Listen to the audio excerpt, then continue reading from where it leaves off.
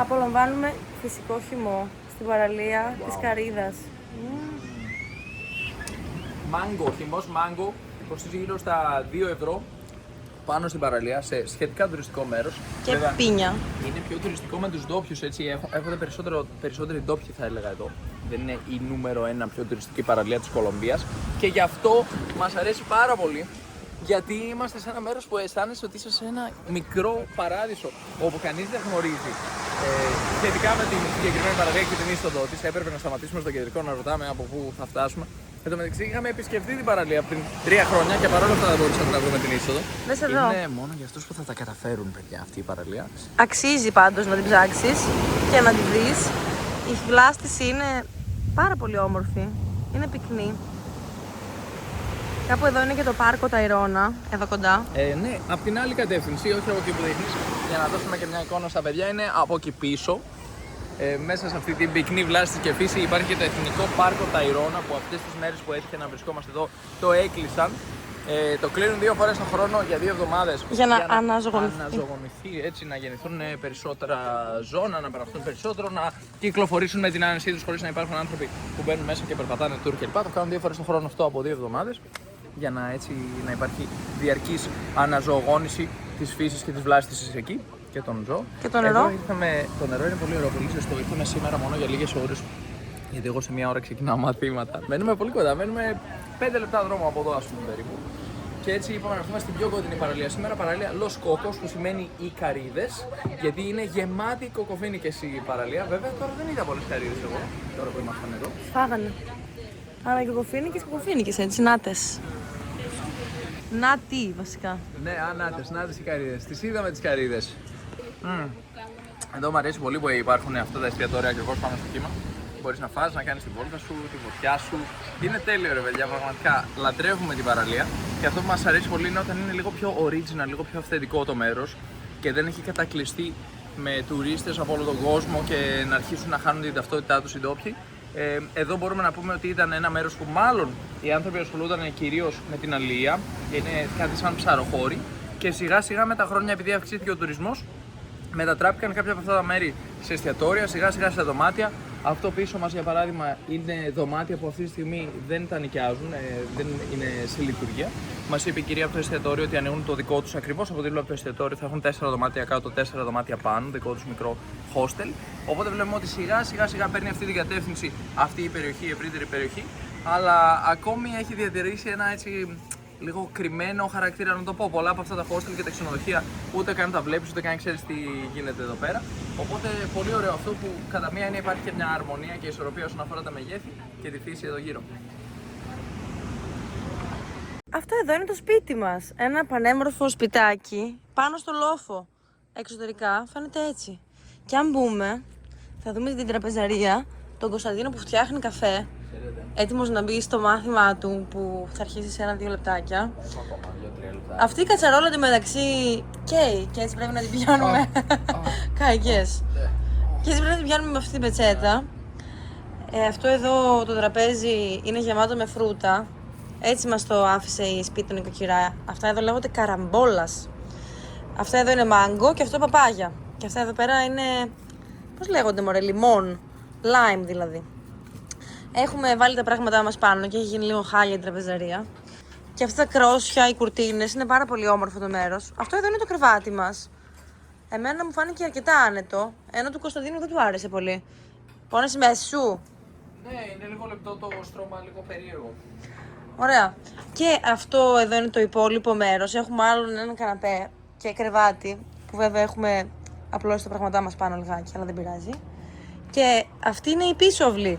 Έχουμε βάλει το Starlink πάνω στο τραπέζι. Λειτουργεί μια χαρά το δορυφορικό ίντερνετ μας. Το τραπεζάκι είναι καταπληκτικό, μου αρέσει πολύ. Γενικότερα είναι πολύ ωραίο να περπατάς ξυπόλυτος στο έδαφος. Είμαστε ψηλά. Εκεί είναι ο αυτοκινητόδρομος. Παντού φύση, γύρω-γύρω από το σπιτάκι μας. Κανονικά εδώ έρχονται ιγκουάνα. Τα είδαμε τις προάλλες. Αυτά τα δέντρα είναι γεμάτο με ιγκουάνα. Νομίζω μπορώ να δω ένα ιγκουάνα αυτή τη στιγμή. Κάθεται ακίνητο. Είδαμε και άλλα τις προάλλες. Γενικά μας είπε η οικοδέσποινα να πετάμε τις μπανανόφλουδες και γενικότερα τις φλούδες των φρούτων και οτιδήποτε οργανικό από εδώ. Και έρχονται τα ιγκουάνα και τα τρώνε. Εξαφανίστηκαν οι χθεσινές μπανανόφλουδες. Όπως και να έχει, η θέα είναι φανταστική. Μου αρέσει πάρα πολύ, είναι χαλαρωτικό το μέρος. Και πάμε να δούμε και την τουαλέτα. Η τουαλέτα, ως συνήθως, δεν έχει ζεστό νερό στο ντουζ. Είναι πολύ μεγάλη και ωραία. Τις πέτρες εδώ τις έχουν τοποθετήσει μία-μία και δημιουργείται ένα πολύ όμορφο υφέ. Αυτή εδώ είναι η τουαλέτα. Επίσης είναι ανοιχτό το σπίτι από πάνω, δηλαδή η σκεπή δεν ενώνεται με τον τοίχο. Υπάρχει ένα κενό. Αλλά τα έντομα δεν μας έχουν ενοχλήσει και πολύ μέχρι στιγμής. Αυτά. Έτοιμος για μάθημα? Έτοιμος, έχω 3 λεπτάκια. Check the state of the world we live in, can't you see it's a crying shame? Vamos a dar la vuelta, pero exacto, ¿cuánto tiempo está? 1, 2, 3, ¡qué bueno! Φτάσαμε στην παραλία Μεντιουάκα, σε χτυπησά. Λίγο, πολύ λίγο. Δεν πειράζει. Αυτό εδώ είναι το ποτάμι Μεντιουάκα. Είναι το ποτάμι Μεντιουάκα, το οποίο συναντάει τη θάλασσα στην παραλία Μεντιουάκα. Είμαστε πολύ κοντά σε μια παραλία που λέγεται Πλάγια Κοστένιο. Με τον Πάτρικ. Είναι και ο Πάτρικ. Γεια σου, Πάτρικ. Λίγο πιο κάτω, δηλαδή, από την ίδια είσοδο, αν θέλετε, για να φτάσετε σε αυτή την παραλία, μετά αν στρίψετε δεξιά, πηγαίνετε σε μια άλλη παραλία που λέγεται Πλάγια Κοστένιο, όπου γίνονται πάρτι το βράδυ κλπ. Είναι πολύ δημοφιλές με κόσμο που θέλει να πάει να κάνει πάρτι στην παραλία.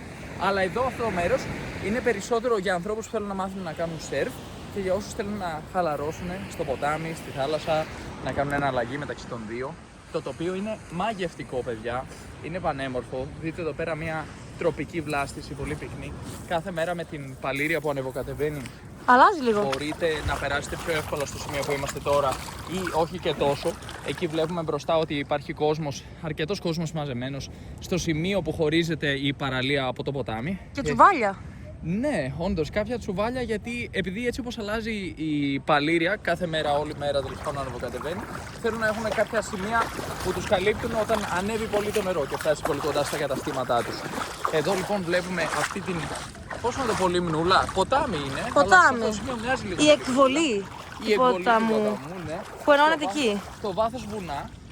Πολύ Ναι. πυκνή βλάστηση. Εμείς μένουμε σε ένα από αυτά τα βουναλάκια αυτές τις μέρες. Τώρα εντάξει, λίγο πιο μακριά. Θέλουμε 15 λεπτά με το αυτοκίνητο, κάπου εκεί είμαστε, ας πούμε. Σαν πίνακα ζωγραφικής είναι το μέρος. Είναι πανέμορφο, είναι μοναδικό. Εμείς πάντα έχουμε και μια αμφιβολία σχετικά βέβαια με το ποτάμι. Αν Κροκόδιλους. Δεν πάμε πολύ βαθιά, Δεν είναι πολύ βαθιά. αλλά ναι, εντάξει. Λέω δεν πάμε πολύ προς τα μέσα γιατί ποτέ δεν ξέρεις, αλλά νομίζω ότι δεν υπάρχουν τέτοια θέματα εδώ. Αλλά η θερμοκρασία, Η τέλεια. θερμοκρασία είναι πολύ καλή. Έξω και μέσα. Της θάλασσας νομίζω βέβαια είναι λίγο πιο υψηλή. Έχει Λες. περισσότερη ζέστη. Θα Ναι. το δοκιμάσουμε και τη θάλασσα εννοείται. Αλλά μου αρέσει πολύ που έξω, εδώ έξω, έχει 30 βαθμούς Κελσίου κάθε μέρα. Μόνιμα ιδανική, μας αρέσει πάρα πολύ αυτή η θερμοκρασία. Οι άνθρωποι εκεί πραγματοποιούν μάθημα σερφ, νομίζω, μαζεύτηκαν εκεί στη γωνία. Ναι. Λίγο πιο πέρα πολλά εστιατόρια, hostel, beach bar. Είμαστε στη χαμηλή σεζόν εδώ, οπότε δεν έχει πολύ κόσμο. Είμαστε μάλλον στην χαμηλότερη σεζόν του χρόνου. Εδώ γενικά η χαμηλή σεζόν είναι Οκτώβρη-Νοέμβρη, που βρέχει και λίγο περισσότερο. Όπως βλέπετε τώρα. Ναι. Και Νοέμβρη-Δεκέμβρη μπορεί να έρθει κανείς. Είναι μια καλή εποχή, έτσι. Ιανουάριο. Ναι, τέλη μετά. Νοεμβρίου, Δεκέμβρη, Ιανουάριο γίνεται χαμός εδώ πέρα. Πρωτοχρονιά, Χριστούγεννα, τέτοια διακοπές. Οι διακοπές των Χριστουγέννων, ναι, Χριστουγέννων και καλοκαιριού κλπ. Όλα αυτά είναι λίγο ανάποδα επειδή είναι στο νότιο ημισφαίριο. Ναι. Το calendar, πώς να το πούμε, το σχολείο, το ακαδημαϊκό έτος ακολουθεί του νότιου ημισφαιρίου τέλος πάντων τις ημερομηνίες. Οπότε εδώ πέρα γίνεται χαμούλης. Δεκέμβριο-Ιανουάριο είναι οι καλοκαιρινές διακοπές, ας πούμε. Και είμαστε πολύ κοντά στο μεσημερινό. Και είμαστε και πολύ κοντά στον σημερινό, όντως, ναι. Τέλεια. Μόνιμα ιδανική θερμοκρασία καθ' όλη τη διάρκεια του χρόνου, ας πούμε 26 με 30 βαθμούς και καθ' όλη τη διάρκεια του χρόνου επίσης φως από περίπου 6 το πρωί με 6 το απόγευμα. Ο ήλιος βγει βέβαια 6 Ναι, παρά. αυτό δεν μου αρέσει πολύ, αλλά εντάξει, να ας μην τα θέλουμε και όλα δικά μας. Και μόλις πέρασαν άλογα ακριβώς μπροστά μας, την ώρα που καθόμασταν εδώ και συζητούσαμε, τσουπ, περνάνε οι άνθρωποι με τα λογάκια τους. Σήμερα ξεκινάμε ημερήσια εκδρομή. Θα περάσουμε το ποτάμι. Essa aqui é a fronteira do Parque Tayrona, né? Do lado de lá é Parque Tayrona, do lado de cá, não. Mas a natureza é tudo igual, né? Θα περάσουμε το ποτάμι και θα μπούμε σιγά σιγά στο Εθνικό Πάρκο Ταϊρώνα. Ναι, αυτό το ποτάμι λέγεται Ρίο Πιέδρας, που σημαίνει το ποτάμι Πέτρες. Και ακριβώς εκεί απέναντι είναι το Εθνικό Πάρκο Ταϊρώνα, δηλαδή περνάμε τα σύνορα του πάρκου τώρα. Περάσαμε απέναντι, υπάρχουν άνθρωποι που κάνουν και το μπάνιο τους εδώ στο ποτάμι. Το μέρος είναι καταπληκτικό. Περνάμε από τα μυστικά μονοπάτια της περιοχής και μπαίνουμε μέσα στο Εθνικό Πάρκο. Αυτοί οι γηγενικοί ανθρώπους που ζούσαν εδώ πριν γίνει το Εθνικό Πάρκο, αυτό που είναι σήμερα, και έτσι τους επέτρεψε η κυβέρνηση να συνεχίσουν να ζουν εδώ, αλλά αν θέλουν να πουλήσουν τη γη τους σε έναν ιδιώτη, απαγορεύεται. Μπορούν να την πουλήσουν μόνο στο κράτος. Εμείς αυτή τη στιγμή έχουμε πάρει άδεια για να περάσουμε μέσα από τη γη τους και να περάσουμε μέσα στο δάσος του πάρκου Ταϊρώνα. Και τώρα μόλις μπήκαμε στο κρυφό μονοπάτι, έτσι μας είπε ο οδηγός μας. Εδώ γίνεται ακόμα πιο πυκνή βλάστηση. Περπατάμε και δίπλα μας έχουμε φύλλα δεξιά και αριστερά. Μας είπε επίσης ότι μπορεί να έχει κάποια αγκαθάκια ή μπορεί να έχει και ερπετά στο συγκεκριμένο σημείο. Και άρα να είμαστε λίγο πιο προσεκτικοί. Εγώ πάντως περπατάω ξυπόλυτη. Δεν έχω νιώσει κάποιο αγκαθάκι μέχρι στιγμής. Βλέπω μυρμήγκια κάτω. Ακούω πουλιά καμιά φορά από τα δέντρα. Και μου αρέσει πάρα πολύ που βρίσκομαι εδώ. Έτοιμη να εξερευνήσω αυτό το όμορφο πάρκο. Νάτος και ο σκύλος. Αυτό είναι το μονοπάτι που χρησιμοποιούσαν οι γηγενείς, οι άνθρωποι που κατοικούσαν εδώ ανέκαθεν και τη σήμερα ημέρα χρησιμοποιείται κυρίως από κυνηγούς και από ψαράδες. Έτσι είναι σχεδόν απίθανο να συναντήσουμε κάποιον όντως στον δρόμο μας. Γιατί αυτοί οι άνθρωποι δεν χρησιμοποιούν το μονοπάτι την ίδια ώρα που βρισκόμαστε και εμείς εδώ. Έτσι θα το απολαύσουμε εντελώς μόνοι μας σήμερα. Προχωράμε ενώ ο Λεάνδρο προχωράει μπροστά και κόβει φυτά και έχουμε και έναν οδηγό σκύλο, ο οποίος εξερευνεί και γνωρίζει την περιοχή πολύ καλά. Βλέπουμε και ένα κουτάκι εδώ. Καρπός. Μόλις συναντήσαμε βάτραχο και συγκεκριμένα, πώς λέγεται? Πρέπει να είναι φρύνος βασικά. Ναι, είναι μεγαλύτερος από βάτραχο και πιο ακίνητος. Δυσκίνητος μάλλον. Ναι. Νάτος, κινήθηκε. Πώς φαίνεται το μονοπάτι? Πάρα πολύ ωραίο μονοπάτι. Έχει ηρεμήσει η ψυχή μου, παιδιά, εδώ μέσα. Μ' αρέσει πάρα πολύ που περπατάμε στο αρχαίο μονοπάτι των γηγενών εδώ της περιοχής. Και είναι πολύ ευχάριστο και το κλίμα σήμερα, πρέπει να πω. Ναι, είναι τέλεια η θερμοκρασία. Έχει λίγη υγρασία, μπορώ να πω. Όχι ότι καταλαβαίνω τι σημαίνει υγρασία, αλλά έτσι είπα να το πω. Το μονοπάτι χωρίστηκε στα δύο και εμείς τώρα πηγαίνουμε στις κρυφές παραλίες. Σε κάποιες παραλίες που, από ό,τι μας λέει ο οδηγός μας, δεν πηγαίνει ποτέ κανένας. Τώρα ανηφορίζουμε λίγο, πηγαίνουμε προς τα πάνω. Το μονοπάτι δεν είναι ξεκάθαρο σε αυτό το σημείο, αλλά έχουμε τους σκύλους μας, οι οποίοι γνωρίζουν πάρα πολύ καλά την συγκεκριμένη περιοχή. Εντάξει, και ο ξεναγός μας. Και οι σκύλοι όμως. Προηγουμένως μιλούσαμε με τον οδηγό μας, τον Λεάνδρο, σχετικά με την επικινδυνότητα των ζώων εδώ μέσα και μας λέει ότι, παιδιά, γενικότερα μιλώντας, τα ζώα μας φοβούνται τους ανθρώπους. Όταν ακούνε ότι μπαίνουν οι άνθρωποι εδώ πέρα, αρχίζουν να απομακρύνονται. Τώρα, αν εσύ βέβαια πας και πατήσεις πάνω σε ένα, σε ένα φίδι που κοιμάται, σε κάποιο άλλο ζώο, φυσικά θα ξυπνήσει, θα σε τσιμπήσει, θα σου επιτεθεί, αλλά δεν το κάνει επειδή σε είδε και λέει τέλεια, θα πάω να επιτεθώ σε αυτόν τον άνθρωπο. Το κάνει επειδή ξαφνιάζεται, ας πούμε, και αντιδράει σε αυτό. Οπότε πρέπει να έχεις στο νου σου περισσότερο από όλα, από οτιδήποτε άλλο, να μην πατήσεις κάποιο ζώο. Ναι. Και γενικά κανένα ζώο δεν μας θεωρεί τροφή, τουλάχιστον στη συγκεκριμένη περιοχή. Ακόμα και τα πούμα μας αποφεύγουνε. Άνθρωπος λένε, φύγε μακριά, μακριά. Όλοι μας φοβούνται. Μπορεί να μην είμαστε το πιο δυνατό ζώο, αλλά με την εξυπνάδα μας έχουμε καταφέρει να μας φοβούνται όλοι. Να είμαστε το πιο τρομακτικό. Δεν ξέρω αν είναι καλό ή κακό αυτό. Κατεβαίνουμε σιγά σιγά, φτάνουμε προς τη θάλασσα, την ακούμε ήδη. Έτσι.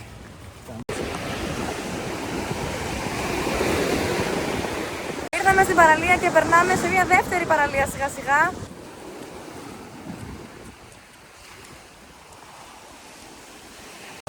Δείτε μια πανέμορφη παραλία, παιδιά, πολύ άγρια ομορφιά.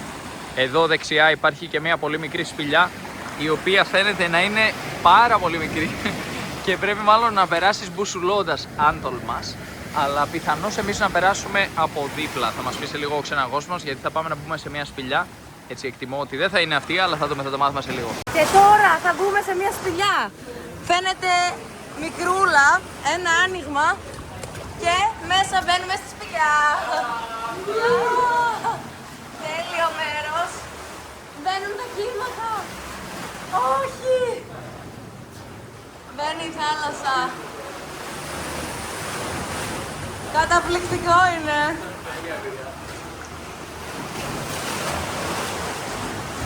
Quando o mar tá mais forte, a caverna enche de água, tem que ficar de pé aqui assim, ó. Quando vem a onda. Πολύ μικρό πέρασμα και μπαίνουν τα κύματα μέσα.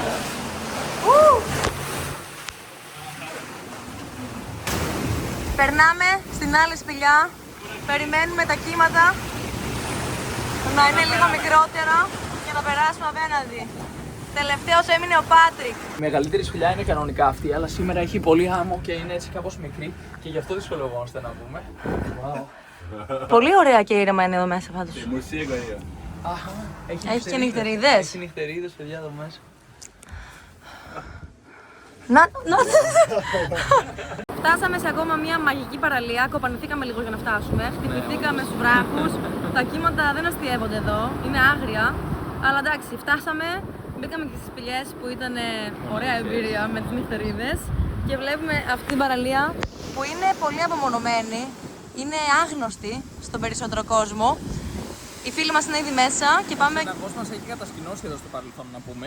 Έβλεπε, λέει, τα αστέρια στον ουρανό, γεμάτος με αστέρια που πέφτουν μόνος με ακούς τον ήχο της θάλασσας, λέει, είναι μοναδική εμπειρία. Από εδώ υπάρχουν και άλλες παραλίες παρακάτω, αλλά δεν μπορούμε να φτάσουμε γιατί είναι πολύ επικίνδυνη η διαδρομή λόγω των βράχων που έχει εδώ πέρα, μπορεί να χτυπήσεις. Οπότε είναι η τελευταία παραλία που θα καταφέρουμε να φτάσουμε σήμερα. Πρέπει να μπούμε προσεκτικά γιατί υπάρχουν βράχοι κάτω μέσα στο νερό. Έτσι, να μην χτυπήσουμε, για να μην χτυπήσουμε πρέπει να πούμε περπατώντας προσεκτικά. Πάρα πολύ ωραίο μέρος.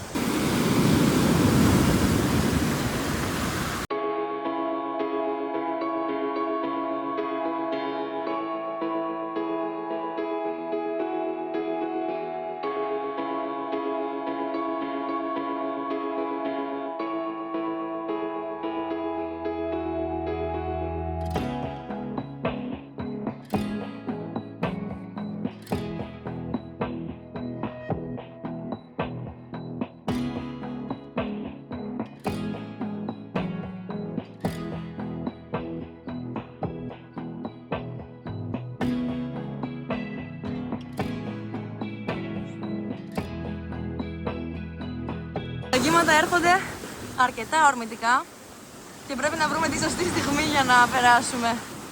Για να μην μας χτυπήσουν.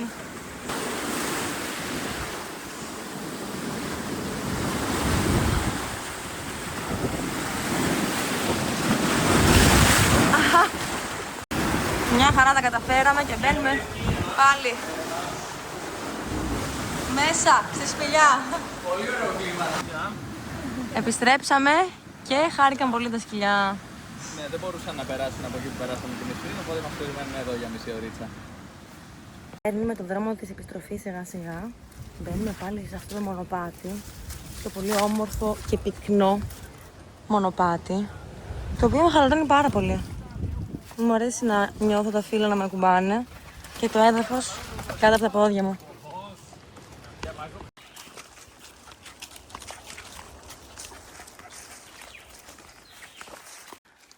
Πω, τι ωραίο μονοπάτι είναι αυτό. Περνάμε κορμούς δέντρων. Τέλειο είναι. Δέντρα, φύλλα. Μια απόλυτη ηρεμία. Συναντήσαμε το τούμο για άλλη μια φορά που μοιάζει με αβοκάντο, αλλά δεν είναι. Φτιάχνουν μουσικά όργανα με αυτό εδώ τον καρπό. Πιατάκια, και πιατάκια, διακοσμητικά, ό,τι θες. Και εδώ βρήκαμε τα σιριγκουέλας. Αυτά τα πορτοκαλί φρουτάκια. Πολύ νόστιμα είναι. Τα σκυλάκια μας συνοδεύουν. Τι Ναι. ωραία είναι. Περπατήσαμε αρκετή ωρίτσα σε αυτό το μονοπάτι. Τι ώρα περίπου. Περίπου μισή ώρα, όχι και παραπάνω. Παραπάνω, 45 λεπτά μάλλον. Και τώρα φτάνουμε στην παραλία Λος Ναράχος. Είχαμε την επιλογή να κατέβουμε πιο πριν στην παραλία ή να πάρουμε αυτό εδώ το μονοπάτι για να φτάσουμε στην παραλία. Είναι πάρα πολύ όμορφο. Ναι, περπατάμε ουσιαστικά κατά μήκος της παραλίας, απλώς δεν μπορούμε να τη δούμε γιατί είναι πίσω από Είναι αυτά εκεί. τα φυτά. Προτιμήσαμε να περπατήσουμε από εδώ γιατί είναι πιο εύκολο να περπατήσουμε, γιατί στην άμμο θα πάρει πολύ ώρα να φτάσουμε και δεν θέλουμε να φτάσουμε. Οπότε πάμε από εδώ και θα καταλήξουμε στην παραλία Λος Ναράχος αντί να βγούμε από τώρα και να περπατάμε στην άμμο και στον ήλιο. Πολύ ωραίο μέρος εδώ. Γενικά η περιοχή της Ταϊρώνα είναι έτσι, έξω και μέσα από το Εθνικό Πάρκο της Ταϊρώνα. Έχουν ορίσει μια περιοχή που την έχουν ονομάσει το πάρκο επισήμως. Εθνικό πάρκο. Αλλά και γύρω-γύρω η περιοχή είναι πανέμορφη. Η φύση δεν γνωρίζει από όρια. Απλώνεται, εξαπλώνεται και κατακτά τον κόσμο με την ομορφιά της. Είναι απίστευτη αυτή η παραλία, τεράστια, πάρα πολύ μεγάλη άμμος. Βλέπουμε και το ποτάμι Πιέδρας εδώ, καταλήγει το ποτάμι Πιέδρας. Μπροστά μας υπάρχουν μερικά ξενοδοχεία, πάνω στην παραλία. Το νερό δεξιά μας είναι γλυκό, είναι το νερό του ποταμού, ενώ αριστερά μας έχουμε τη θάλασσα με τα άγρια κύματα να σκάνε. Εδώ ακριβώς ενώνεται ο ποταμός με τη θάλασσα. Πήγε και μάζεψε ο Λεάνδρο την Φαρόπα, το σκυλάκι, για να μην πάει προς το λάθος μέρος και την πάει προς τα εκεί. Ναι, γιατί μπορεί να συναντήσει τους κροκόδιλους. Ναι, καλύτερα να μην τη συναντήσουν οι κροκόδιλοι. Εδώ υπάρχουν κροκόδιλοι δηλαδή, σίγουρα. Ένας-δύο. Δεν ξέρουμε βέβαια πού ακριβώς. Οπ, νάτος ο κροκόδιλος. Είναι τέλειο το νερό.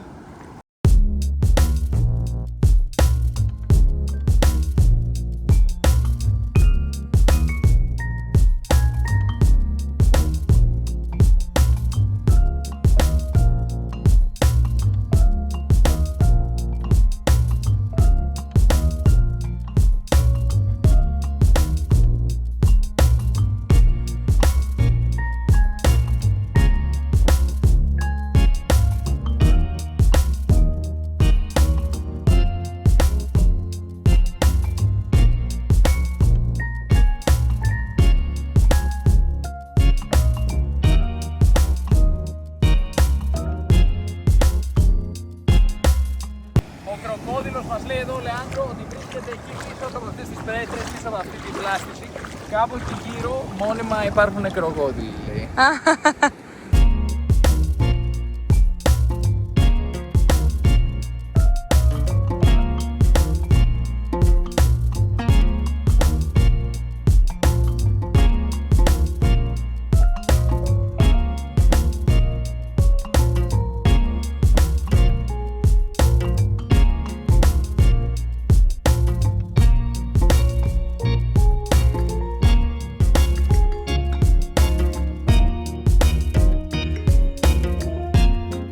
Αυτό το ποτάμι είναι όλα τα λεφτά. Το νερό είναι γλυκό. Θέλεις να μπεις και να μην βγεις ποτέ από το συγκεκριμένο νερό, παρέα με τους κροκόδιλους που βρίσκονται κάπου εκεί πίσω, όπως μας είπε ο ξεναγός μας. Ευθεία μπορούμε να δούμε ένα πουλί, το οποίο στέκεται πάνω σε κάτι κορμούς δέντρων.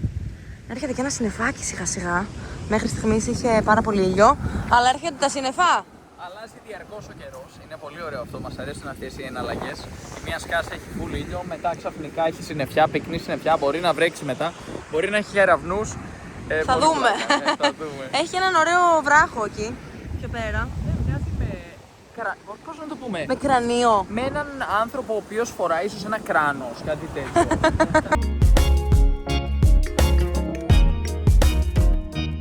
Εδώ αυτό το κτήμα που βρισκόμαστε ονομάζεται Μπαρλοβέντο. Μέσα σε αυτό το κτήμα υπάρχουν περίπου 6 ξενοδοχεία. Για παράδειγμα, πίσω μας βλέπουμε το Κάσα Ταϊρώνα. Αυτά κοστίζουν στην υψηλή σεζόν, που δεν είναι τώρα η εποχή που βρισκόμαστε εμείς.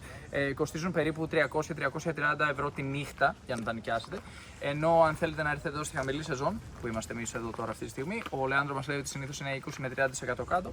Μπορείτε βέβαια να ρίξετε μια ματιά στην booking να το ψάξετε. Για παράδειγμα, Κάσα Ταϊρώνα, ακριβώς πίσω μας. Αυτό είναι ένα μέρος που βλέπετε γεμάτο φύση. Έχουν προσπαθήσει να διατηρήσουν το φυσικό έτσι ύφος του μέρους, τη φύση.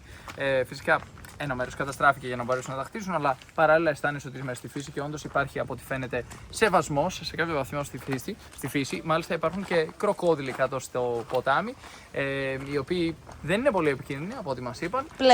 Πλέον, γιατί είναι μόνο κάτι δίμετρα καϊμάν, αλλά στο παρελθόν δυστυχώς από ό,τι μάθαμε υπήρξαν ατυχήματα με μεγαλύτερους κροκόδιλους, εδώ μες στο ποτάμι που είχαμε προηγουμένως. Δυστυχήματα, ναι, γιατί υπήρξε κροκόδιλος 5μέτρος, 6μέτρος κροκόδιλος, ένας καϊμάν, ο οποίος έφαγε ένα πετάκι. Άρπαξε το παιδάκι, εντάξει. Πλέον δεν υπάρχουν επιθέσεις. Ναι, γιατί από ό,τι φαίνεται αυτός ο κροκόδιλος πλέον έχει απομακρυνθεί από εδώ, από αυτή την περιοχή. Δεν υπάρχουν πλέον κροκόδιλοι τέτοιου μεγέθους. Ναι. 5 μέτρων. Εντάξει, άρα το πολύ ο μικρός κροκόδιλος να επιτεθεί σε πιο μικρό πλάσμα, όχι σε άνθρωπο. Ναι. Αλλά κανένα σκύλο μπορεί να τον αρπάξει, θεωρώ. Γι' αυτό και ο οδηγός μας κρατούσε το σκυλάκι στην αγκαλιά την ώρα που περνούσαμε το ποτάμι. Για να είναι σίγουρος. Για να είναι σίγουρος. Εδώ κάτω υπάρχει χαλκάκι. Ωραίο. Κάνει μασάζ στα πόδια.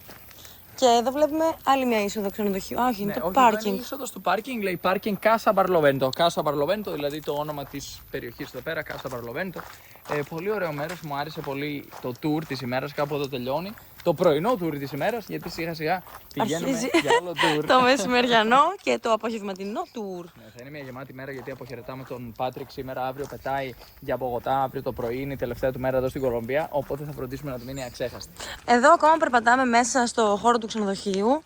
Βλέπουμε σπιτάκια με μπαμπού δεξιά. βλέπουμε πολύ όμορφα προσεγμένα φυτά και γρασίδι. Κάποια δέντρα είναι τεράστια εντωμεταξύ. Πάρα πολύ μεγάλα σε μέγεθος. Και η φαροφίνια, η φαρόφα. Και η φαρόφα, Η μασκότη της παρέας. πολύ ωραία και η φαρόφα. Και νόστιμη. Πολύ τραγία. Ναι, είναι η οδηγός μας. Εδώ βλέπουμε και έναν κόκορα και μία κότα. Λίγο πριν βγούμε από τον χώρο του ξενοδοχείου. Ωραία τα σπιτάκια.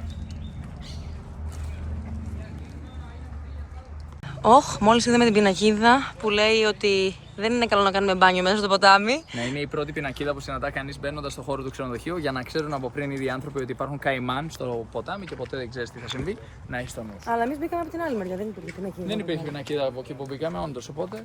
Και μπήκαμε κιόλας, ήταν τέλειο το νεράκι. Τέλειο. Άξιζε τον κόπο και το ρίσκο. Επιστρέφουμε Σάντα Μάρτα και δείτε που φτάσαμε, παιδιά, σε έναν δρόμο που έχει πλημμυρίσει. Σχεδόν κολυμπάμε εδώ πέρα. Δείτε εδώ, δείτε. Γιατί πού να περάσουν από τον δρόμο. Ανεβήκαν στο πεζοδρόμιο για να σωθούν οι άνθρωποι εδώ. Νάτι, φεύγουν από δεξιά. Σκάφος. Πώς λέγεται, Γιότ, έτσι ένα γιότ. Είμαστε ένα πλεούμενο. Και βγαίνουμε boat tour τώρα εδώ στο Τι ωραία, τι ωραία. Είναι η Βενετία της Λατινικής Αμερικής, όπως μπορείτε να δείτε. Είμαστε έτοιμοι να ανέβουμε στο λεωφορείο πάρτι που ονομάζεται Τσίβα.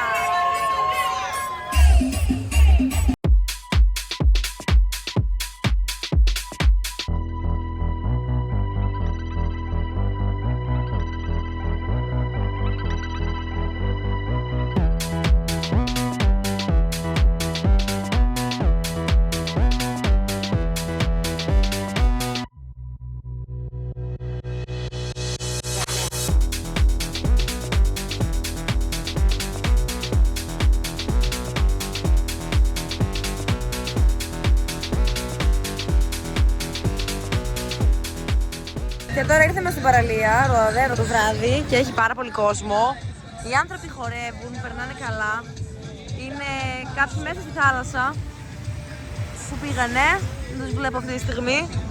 Αλλά γενικά μπαίνουν στη θάλασσα, το νερό είναι καταπληκτικό, γαλήνιο. Πολλοί άνθρωποι φοράνε λευκά ρούχα. Δεν ξέρουμε γιατί το κάνουνε, είναι κάποια παράδοση μάλλον. Έρχονται, αράζουν παραλία με αυτό το τέλειο κλίμα. Πάρα πολύ ζεστό μέρος, πάρα πολύ ωραίο να κάνεις τη βραδινή σου βόλτα στη Σάντα Μάρτα.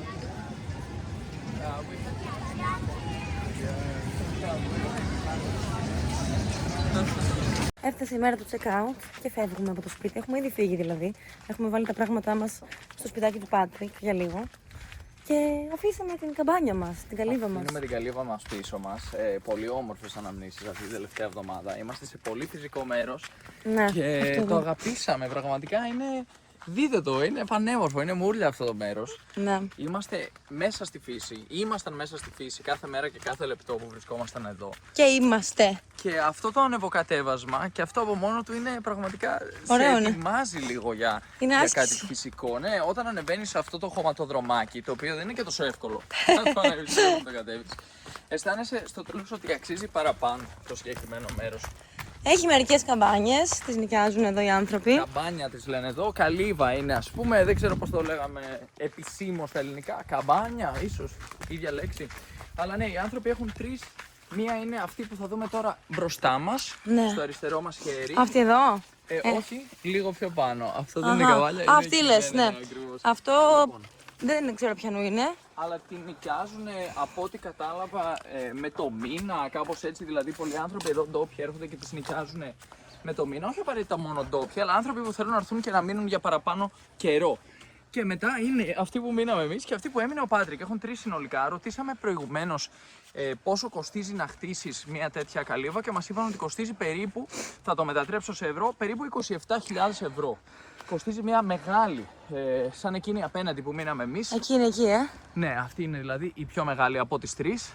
Και φυσικά πρέπει να βάλουμε μετά ότι ίσως είναι και ένα κόστος, θα έχει σίγουρα κάποιο κόστος να αγοράσεις και το οικόπεδο. Αλλά αυτό το κόστος φαίνεται σχετικά χαμηλό, λαμβάνοντας υπόψη ότι στη συνέχεια μπορούν να χρεώσουν περίπου 30 ευρώ τη μέρα μέσω Airbnb. Κάποια στιγμή θα γίνει απόσβεση σίγουρα και μπορούν να συνεχίσουν να χτίζουν κι άλλα έτσι. Ναι. Εδώ είμαστε πάνω στο λόφο του Πάτρικ, στο σπίτι του Πάτρικ, ο οποίος έχει φύγει. Ναι. Επιστρέφει πίσω. Ναι, Σουηδία. ήρθαμε εδώ να κάνουμε λίγο κάποιες τελευταίες δουλίτσες. Πέρασε 10 μέρες μαζί μας και τώρα έφυγε πίσω στη Σουηδία. Αλλά μια στάση Μπογοτά πρώτα. Του άρεσε πολύ η Κολομβία και εμάς μας αρέσει πολύ η Κολομβία. Εμείς θα συνεχίσουμε το ταξίδι μας εδώ στην ακτή της Κολομβίας και στη συνέχεια θα πάμε και σε άλλα μέρη εδώ στην Κεντρική Αμερική. Μας αρέσει πάρα πολύ η εξερεύνηση νέων μερών. Μας αρέσει να βλέπουμε νέες περιοχές, να γνωρίζουμε νέους ανθρώπους. Και μας άρεσε πάρα πολύ που είχαμε την ευκαιρία να γνωρίσουμε το Εθνικό Πάρκο Ταϊρώνα από τόσο κοντά. Δηλαδή, μας έδωσε τη δυνατότητα αυτό το σπίτι να πάμε περπατώντας, να βγούμε μες στο πάρκο, να το εξερευνήσουμε. Για δεύτερη φορά. Και μάλλον θα ξανάρθουμε. Πραγματικά, όσο ερχόμαστε και το γνωρίζουμε περισσότερο το Πάρκο Ταϊρώνα, τόσο περισσότερο θέλουμε να το ξαναδούμε.